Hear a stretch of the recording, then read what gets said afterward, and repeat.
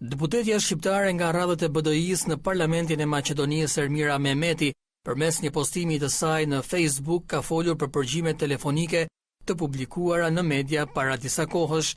Deputetes Mehmeti muaj më parë ju publikua një audio incizim në të cilin dëgjohej një bisedë që thuhej se ishte bërë mes saj dhe një kolegu të partisë. Gjua që u dëgjua në këtë audio incizim shkaktoi shumë revolt tek simpatizantët e deputetes shqiptare. Ermira Mehmeti, duke e quajtur ato një montazh përmes një shënimi në Facebook, ka bërë publik emrin e vajzës që i dëgjohet zëri në incizim, për të cilën thuhet se ishte Ermira Mehmeti.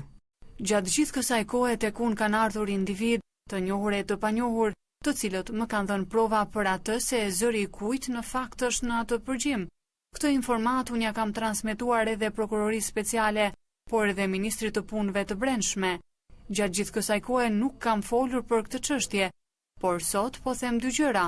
Zonjusha në fjalë është me inicialet AA nga Shkupi dhe unë, por edhe prokuroria speciale dhe ministri e brendshme e kemi fotografinë e saj. Ajo mëtej shprehet se duke u gjendur pa mbrojtje nga institucionet, por as nga subjekti i saj politik, është detyruar që vetë të kërkojë të bëhet ekspertiza e përgjimit në rrugë private.